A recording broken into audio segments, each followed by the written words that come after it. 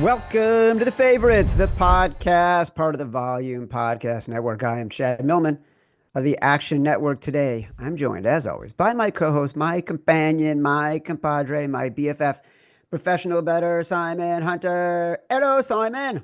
Chad, how we doing? Brother, you sound a little froggy. It's early in the morning, brother. I'm not a married man with kids. I'm a It's early for 35-year-old you. I single feel man like who's by waking this up at nine time in the in the morning. morning, So, yeah, dude, like, I'm I, hurting, but brother. by this time in the morning, I have fed the dog. I have fed my kid. I have defended myself from dirty looks for walking into the room where my kid was just to give him his food. I have exercised. I have Yeah. showered. I have prepped for our podcast. I am ready to roll. I'm going to need a nap in Well, I went to bed 45 at minutes. two. I went to bed 2 hours ago. So that it perfectly sums up the level we're on right now in different Why worlds. did you go to bed 2 hours ago? Because life's fun. I'm not going to tell you what I did, but I had a good night. Let's just put it that way. And yeah, nothing criminal. Mainly, maybe a new video game came out. Chad, who knows? Ay, Either Jesus. way, I literally You and do whatever I, I want. I'm living the dream, brother. it's amazing we're BFFs because you and I are living entirely different lives. You know who's got an exciting life? Yeah. Our guest. Because he is not only living the dream, he is considered by many, including myself, to be one of the very best sports broadcasters working today. He's been on the show before. He's the television play-by-play voice of the Detroit Tigers and so many other games, college basketball, college football, you name it. He's doing it. He's the host of the Have a Seat podcast. Some of the hardest working vocal cords in the business. Welcome back to the show, Jason Benetti. Gentlemen, how are you? I think my life is somewhere in between you two. Well, That's a that's good place to because you're be. on the road every single night, basically, and you work nights. I mean, you're basically like a lounge singer. Yeah, honestly, that's not far. That's not far from the truth. Like How do we you we like are that? there's a Dire Straits song called All the Road Running. It's Mark Knopfler. And I think that's pretty much my life. That or Up in the Air with George Clooney. But I don't know which is sadder. Well, we do have a lot of travel questions for you, and I want to get to them. You're in St. Louis today, one of my favorite towns, where my mommy is from, and uh, but I have a specific date before we even get to the questions. Even Matt Mitchell, our producer, Simon Hunter, they do not know that I've added this to the script. I was about 30 seconds late jumping on today because I wanted to be specific about this because I remember it so well. Do you know why the date October 2nd, 2018 is significant? I think that was Cubs Rockies wild card day. That's exactly what it was. It was the first ever MLB StatCast on ESPN. You were the play by play. To this day, it is the best baseball broadcast I've ever heard. I'm not even kidding. Simon, I don't know why you're laughing. Like, The most shocking part, Chad, is the fact that the Rockies were in the wild card round. That's the most shocking part of this conversation. they were good back then. They were. That was like, by the way, talking about St. Louis, Nolan Arenado. I think that's like when he was sort of in his prime. And I think they won that game, actually. But I couldn't even tell you the final score. I think it actually, I can tell you. I think it went extra innings. And I think the Rockies won 2-1. But Jason, truly, that was a revelatory broadcast. Like, loved every second of it. And I remember I had just left ESPN to launch Action less than a year earlier. And one of the reasons like we launched Action is because I just didn't think ESPN was going to get it. Like when it came to this kind of information that would engage fans in an accessible way, and that broadcast did that. I remember emailing Phil Orleans, who you know is the producer of MLB's broadcasts, and I'm like, this was fucking ridiculous. And I feel like when you were in the moment, explain to people like what that was, because I do think it was transformative. Explain to people how it came about and your part in it and what you thought of it. Yeah, man, you just hit me right in the heart because that show changed my life in some ways. Not just career-wise, but just informationally. The whole goal for us for that show was to be not really different. I think that would be the inclination is like, hey, let's be different. Our goal for that show was to make sure that if it was on the screen, it was really specifically relevant. Like it made sense to this moment. It made sense to this specific player. The graphics, when we walked up a player, like this was his best attribute. This is how he might impact the game. And Mike Petriello, who works for MLB, he's a StatCast guru. With his help, I got to really understand exactly how powerful the information can be that we had. But it was Eduardo Perez, Mike, and myself in the booth. Andy Jacobson was our producer, who's now the producer of Sunday Night Baseball on ESPN, the main show. And we all got together and basically just said, "Hey, let's make this information sing as much as possible, as specifically as possible." And my first recollection from that day is when we were having our meeting, we had breakfast at the hotel in downtown Chicago, and I was living there at the time. So I went from home to the hotel, and we were talking about all this information. And I said to the group, I said, "Hey, is there still time for us to tell stories?" And I remember Phil Orleans, who you mentioned, jumping in and saying, "Absolutely.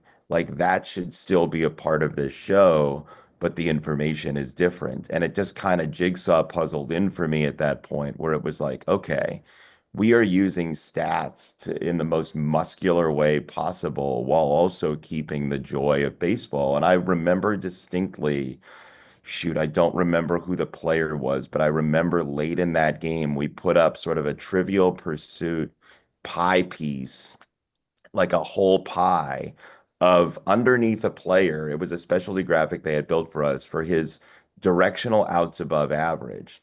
And he was really good one direction. And I swear to you, the next batted ball was in that direction and he made the catch. I don't remember who it might have been, like Charlie Culberson. I don't remember who it was.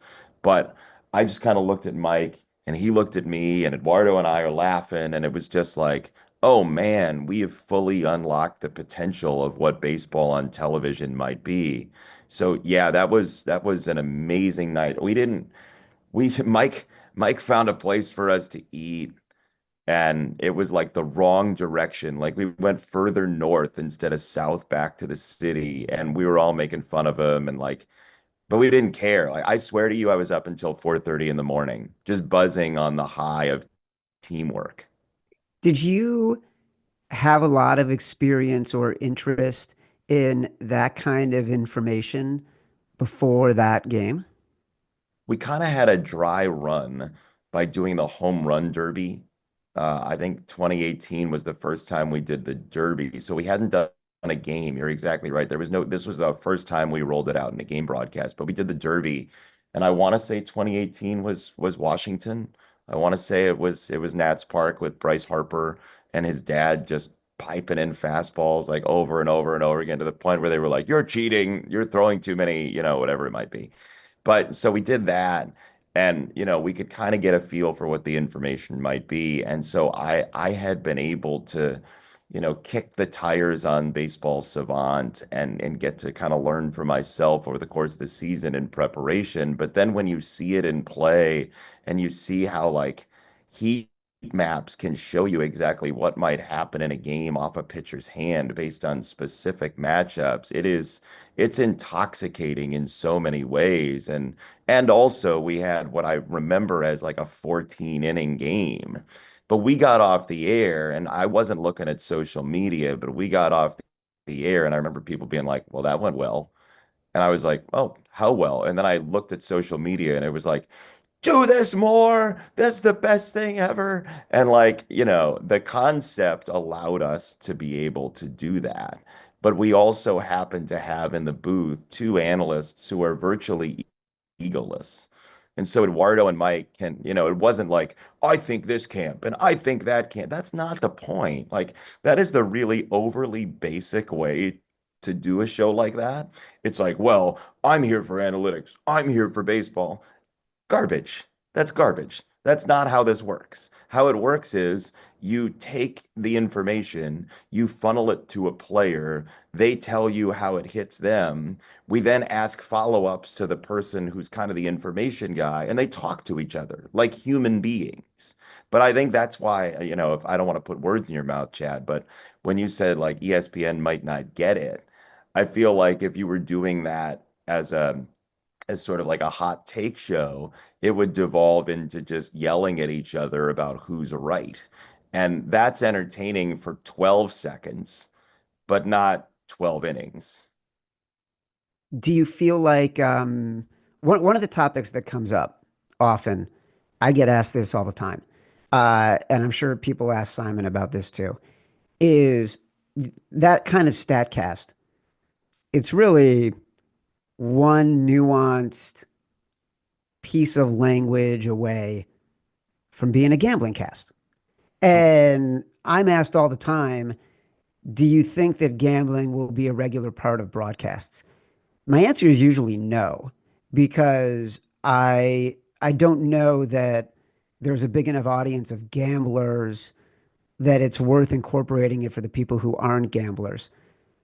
But do you ever think about how to incorporate gambling information into your broadcast? And you do every sport, so it's not just for baseball. But do you think about that as a circumstance or as something that is of value? How do you consider that sort of new aspect of sports? Yeah, it's a tough one for me because of my multiple employments. Like I'm an employee of the Tigers. I am not a gambler. I, by definition, can't be, but I wouldn't be anyway, a sports gambler. So it's a tough question, but I also do play-by-play on FanDuel Sports Network, right? So, church and state are not as separate as they used to be. And I'm not going to be like Victorian England about this either in the way that I perceive it, because, we do the FanDuel home run odds on our Tigers games and all that stuff. I wouldn't do it. I can't do it, but I would say, like what I always marvel at in baseball, this is going to be a little bit of a generic answer, but it's only because like the specific answer probably isn't worth it for me. But the kind of generic answer is I marvel at how much information there is that could help people if they wanted to just follow the game, right? So I guess I would push back a little bit on like not even push back, but I don't know the distinction between information and gambling information anymore. Like I think all information could be used to follow the game very specifically step by step. But I will say this is the part that I feel comfortable being very specific, and I think it's some version of a novel thought, you all be the judge. But we spend a lot of time in our baseball prep trying to find tendencies. Like we had a game the other day where a Red Sox starter was throwing a lot of sinkers to right-handers that were pooling off the inside corner. So you look at his heat map, and there's this red blob inside off the plate to right-handers. So his sinker is not a strike most of the time. So we pulled that heat map because it was kind of novel. Lo and behold, the first sinker he throws to a right-handed batter in the game is Gleyber Torres, and he homers off of it, and it's in off the plate, and he like opens up to hammer it. And the first thought is, oh my gosh, like you can follow along with anything through Baseball Savant. And then my second thought was, oh, people could use this information. Like that did run through my mind of like if you're that good, it's a little bit like and I don't want to be like insider trading tiptoe the line guy, but like I read one of Jim Cramer's books in 2006, and he's talking about listening to earnings calls over and over again for like companies that have had IPOs, right? And so I think the information is out there if you want to dive into it, but again, the danger is danger, but like the counterbalance of that is everybody in baseball is looking for tendency breakers. If your first pitch swing rate is 4%, at some point you gotta bust that tendency. And so just when you think you have it sized up, somebody does something else completely different. And to me, informationally, that's the fun of it. But that would be the thing that if you were somebody who's inclined to place a wager on a sporting event, it might frustrate you. Simon, I know you're a big baseball fan. I know how much you love the Phillies. When you watch a game, do you watch it through the lens of information and analytics, or because it's not a sport you bet on, is it just a purely visceral experience?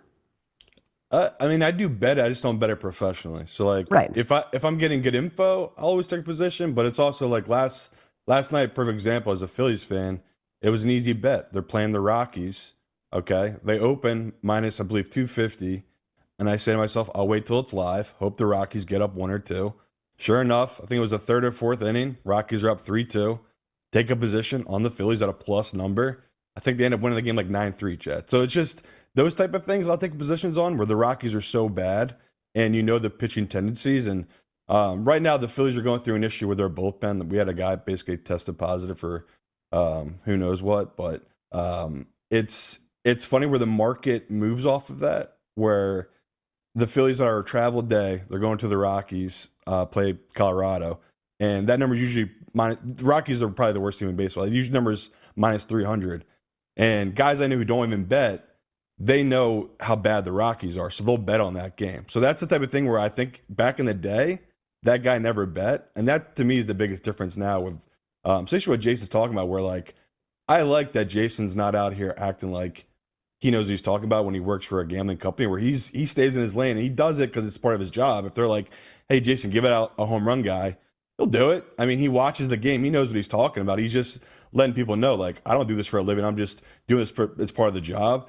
I like that, and I like that there's more of that in baseball because I do want to hear from people like Jason who are around the game a lot, knows the game, but he's not coming from any type of angle, right? He's just going strictly off what he knows, what numbers he follows, and all of that. So to me, I know Jason might not love it because it's like it's a new territory for him. I love people like him getting into this type of stuff because it's someone that me loves gambling. I love hearing his view of baseball through that lens. So yeah, it's my first question to you, Jason. Is just do you hate it or have you embraced it a little bit where it's just fun giving that perspective on those type of numbers? Do you even hear from fans about your picks or anything like that, or are you just all about the job? So I honestly don't build them. Like I do, it's not my choice. It's graphics that builds them. Like I'm very agnostic. Like it is a line that because I'm a team employee, it's just not ever worth it. Like I will say like, hey, here are the FanDuel home run odds, and then he's got this many, or like like looking into it, there's this matchup or that matchup. But I really, truly, I give the information for the information's sake. And if people want to use it for whatever purpose, right, to like make fun of their little brother who doesn't know as much about baseball or whatever it might be, I, so, like I've played blackjack. I'm happy to go to Vegas and play blackjack. Like I enjoy that. But I also like it is just not worth it for me in any way to go any closer because like our producer said to me last week like, hey, they want us to talk a little bit about Pete Rose and Shoeless Joe and all that stuff, and I was like, I don't really have one of these like really strong opinions about this. And I also don't know that I want to go into it because if my opinion ends up being, as I suss it out, like if my opinion ends up being, hey, they shouldn't be allowed in the Hall of Fame, and I work for FanDuel Sports Network, like then what?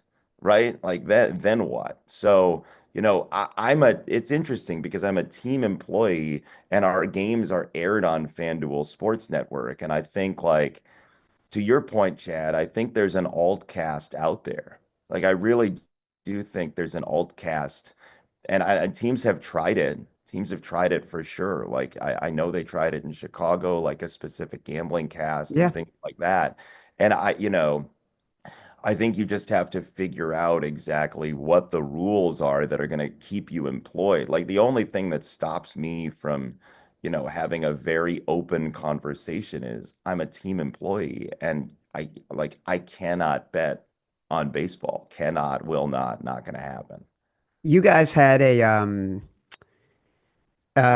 you've done a couple really like I would encourage people. I always know, even when I don't know, like flipping through the channels for a college football game or a college basketball game, I know when it's a Benetti broadcast. A, because your voice is distinctive, but B, like there is something funny and charming that you slip into, or like a reference that is good for 10% of the people, but those 10% that get it freaking love it and then become sort of acolytes.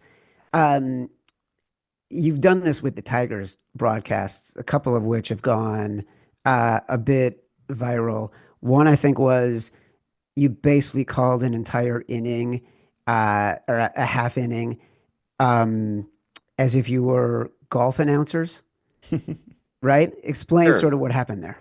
So, thank you for that. I would say, again, I just told you I don't gamble on sports, but I would say I would take the under on 10% of people understand the references, maybe 10 total people Well, I'm sometimes. one of them. Thank you. Thank you. I appreciate that. Jackson Jobe, the pitcher for the Tigers, his father is Brant Jobe, who was a longtime PGA Tour golfer. And we had a picture of Jackson caddying for Brant just before Jackson's fourth birthday at the Masters, way back in the day, like 18 and a half years ago. And so we showed it earlier, but then we got into the thick of the game, and I don't know what made me do it, but maybe it's my partner Andy Dirks also being a circus animal.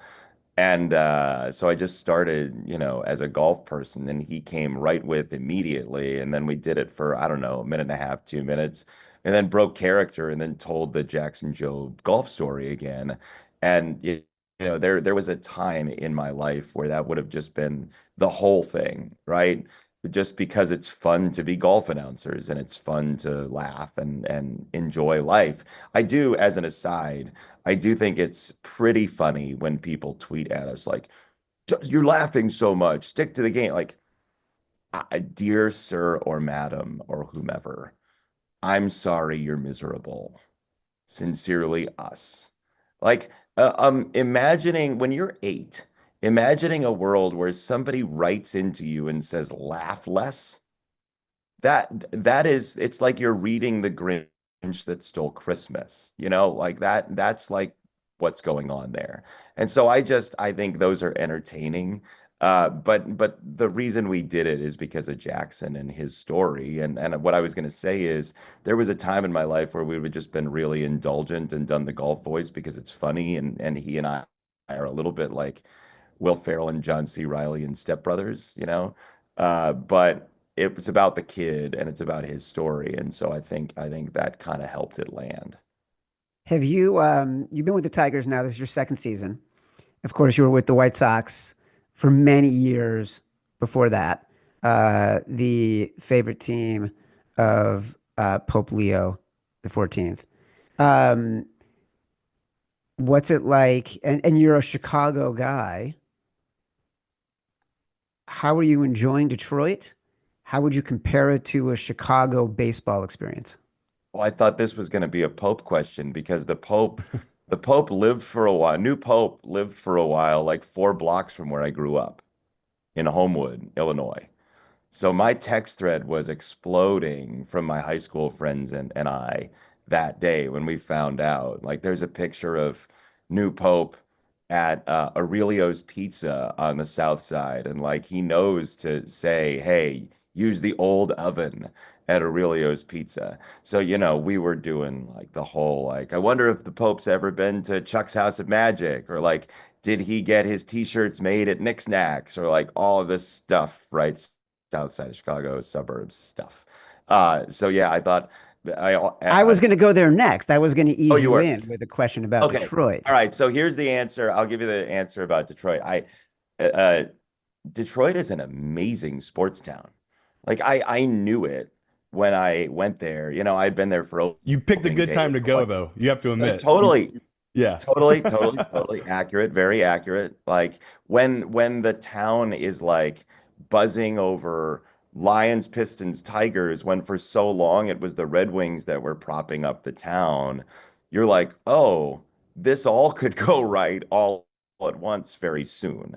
So yeah, I'm there at the very right time. That is 100% true. But that's part of the honestly, like I'm not saying that I expected 31 and 11 to race to a Right. playoff spot last year, but I did, like I do think the world of AJ Hinch, and I do think the world of Scott Harris and Jeff Greenberg. Like I think they have a lockstep between front office and manager that most Major League Baseball teams don't have.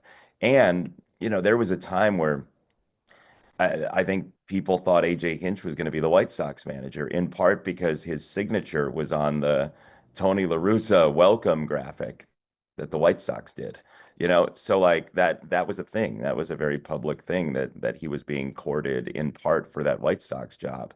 And I always was thrilled about the thought that he and I could, in our separate jobs work together and I be able to narrate his decision making because I do think like he is a little statcast-ish. Like Yeah, yeah. I can really vibe with AJ because he sees all of those details and he uses it in his analysis. So a little bit like the Statcast show, to circle back, like the Statcast show helped me narrate AJ Hinch because that level of specificity is what he uses. But long story short, I having done White Sox games, I know Chicago is split, and that becomes your existence. Sox, Cubs, Sox, Cubs. I had never been in a team job where the entire state loves your team.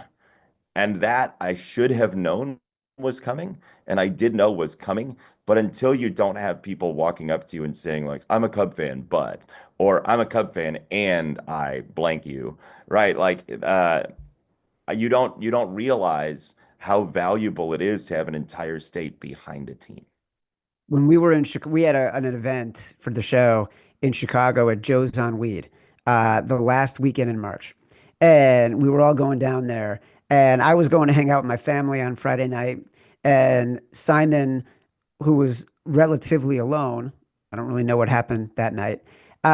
He was going to go. It was like the opening weekend for the White Sox, and I'm like, dude, don't bother.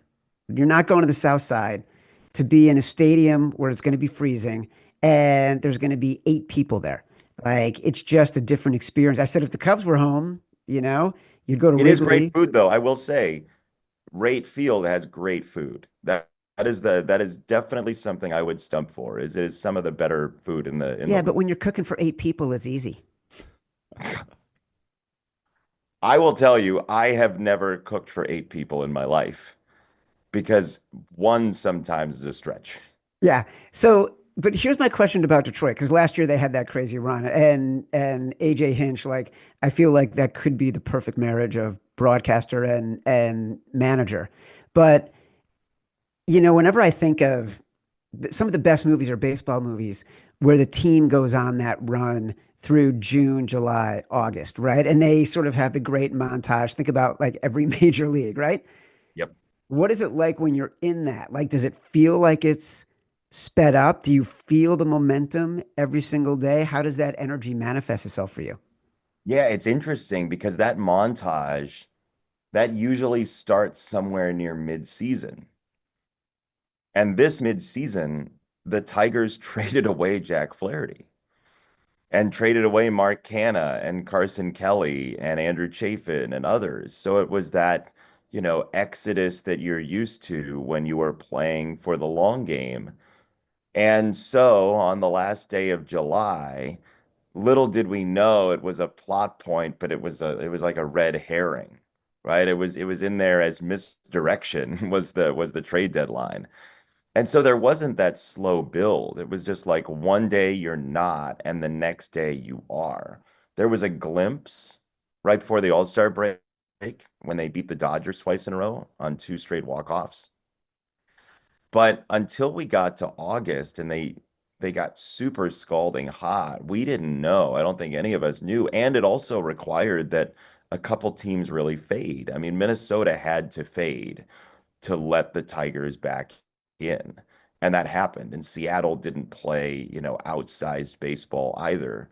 And so, we get to that point in September where we're in San Diego and the Tigers have given up a lead to the Padres and lost because of Jackson Merrill in part in day two of the series.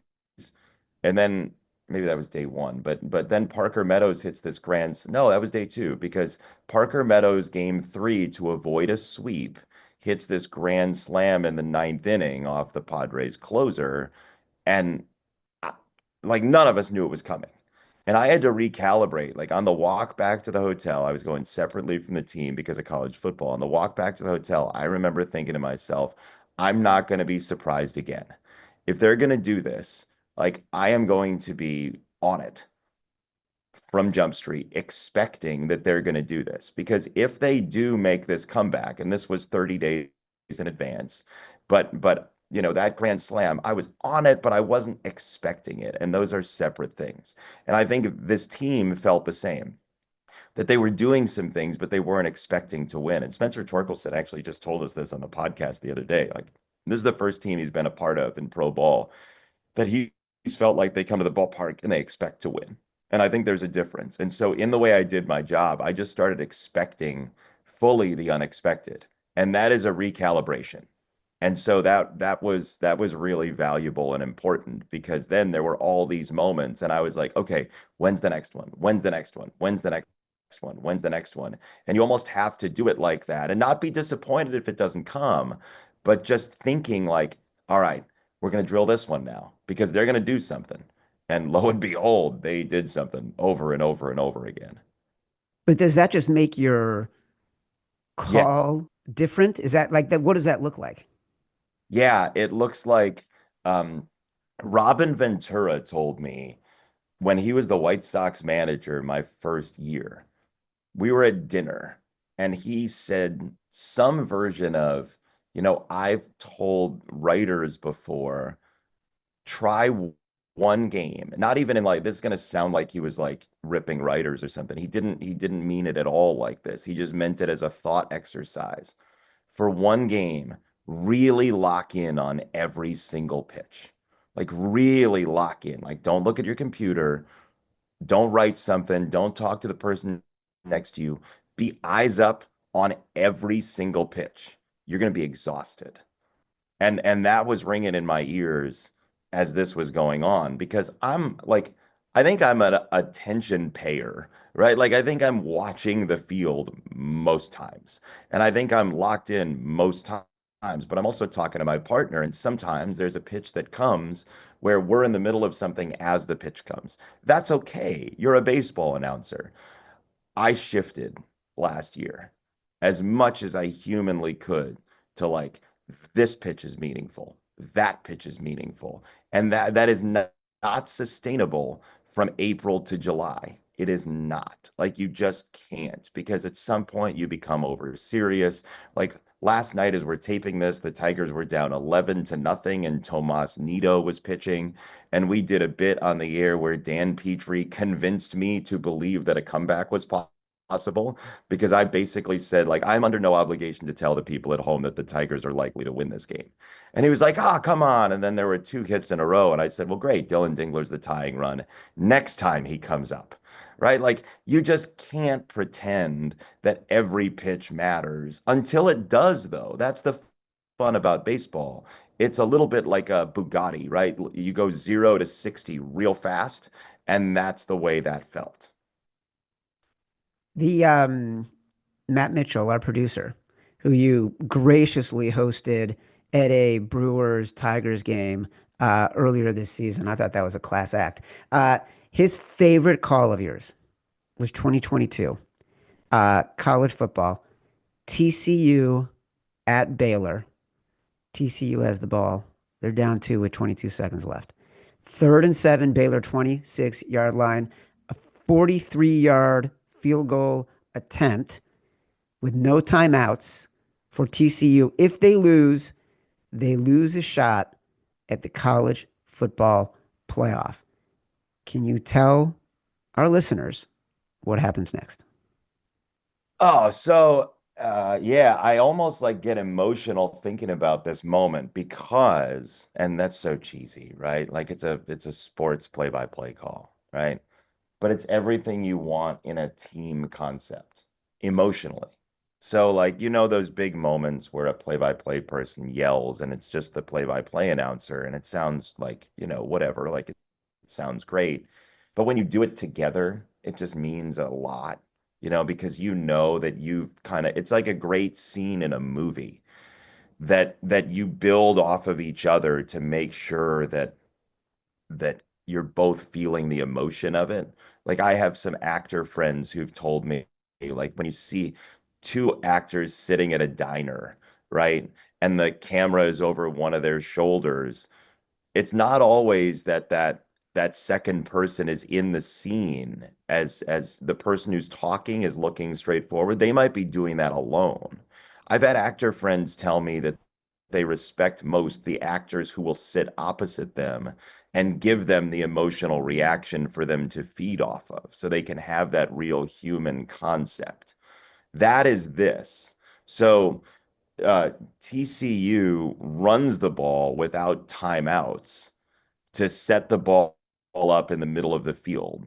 And then they absolutely fire drill, three alarms, send their kicker on running with the field goal unit as time is ticking away. Like sand is moving fast from the hourglass, gravity is pulling harder for some reason, and they are sprinting this kicker onto the field so he can make the biggest kick of his life. And nothing will surpass that as the biggest kick of his life, as we found out. Like his name's Griffin Kell. They absolutely nail it and win the game. But in that moment, you know, I say it's a run on third down. Brock gets some urgency in his voice. I join in. I'm a little more urgent than Brock. They build the line, the offensive line. As they're doing it, we're kicking up the energy piece by piece. He nails it. I make the call.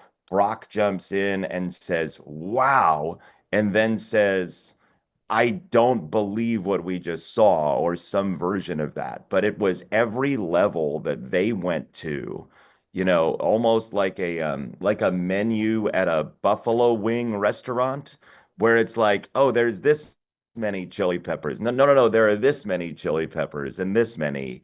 We did it together and we felt the energy. And I remember very distinctly there is a moment after we're done narrating it where it's just the scene that Brock and I were like, if you had the Snoop cam in the booth, Brock and I are looking at each other, just like, wow. And Brock says, I am shaking. And like, it's the genesis of my Brock impression, which I am very excited about.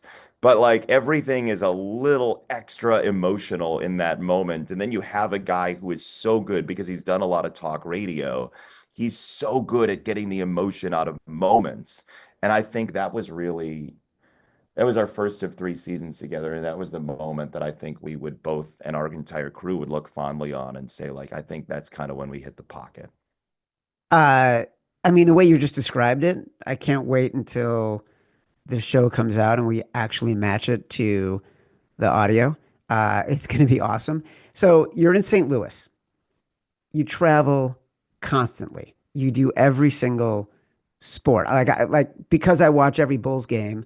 I've heard you do Bulls games, both preseason games and like early season games when Adam Amin might be on the road for Fox. And I know you do college basketball. I know you do college football, obviously doing the Tigers. Like travel warrior, travel nightmare.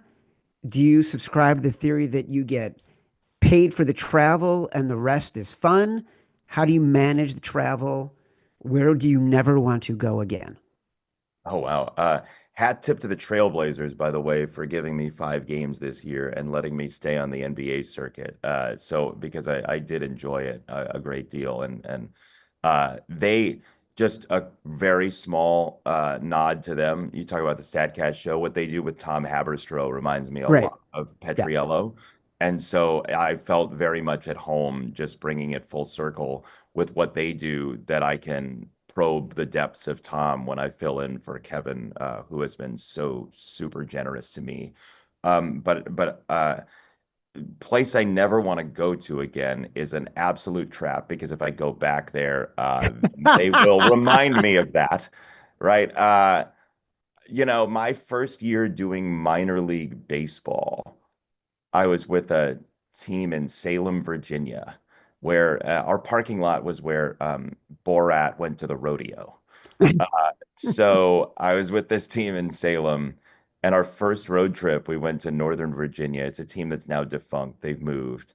And I believe the hotel probably no longer is standing, but most of the team got bed bugs from that hotel. So I'd rather not go there ever again.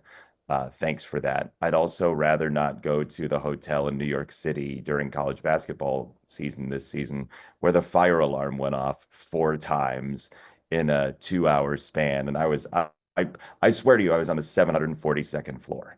Like, I don't remember what floor it was, but I think it was 742.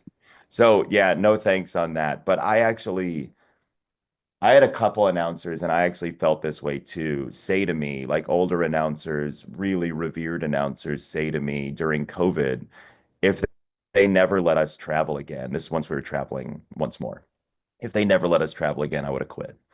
And I actually feel the same way, because you can't do it justice. You can't do it right without being at the game in the city. And so I remind myself, even when travel is tough, like I've had a couple cross countries for Fox this year, and I don't care. I'm like, as long as I know when I get to sleep next, when I get to have that one night of sleep, that's kind of my reset button, I'm good, because I did miss it a great deal when we weren't traveling. When I was sitting at home in 2020 off a kit in my living room, like making leftovers and doing Korean baseball games from Chicago, like I really missed it. I missed the travel. I missed it a lot. 2021, like I was very vocal about the White Sox not traveling TV and Major League Baseball not traveling TV. And you don't know what the plot's going to look like 20 pages later when you're in the middle of the story. uh, I didn't know if we were ever going to travel again. There seemed to be some networks who were pretty comfortable, regionally, and then, and teams, but also networks, but also leagues that kind of were okay with it for a little while, but a lot of us pushed back. And I think it was important, because you don't get the same entertainment value out of a game done from a studio. You just don't. Jason Benetti, like watching Tigers games is worth getting the MLB package. Just to hear you doing, brother. Thanks for coming on the show. Good luck with the rest of the season. Simon and I will return with our next episode of The Favorites Tuesday on the Action Network YouTube page. Download us from Spotify, Apple Pods, wherever you get your pods. Rate, review, subscribe. Leave us 5 stars. Say whatever you want. Feedback is a gift. Until next time, love you.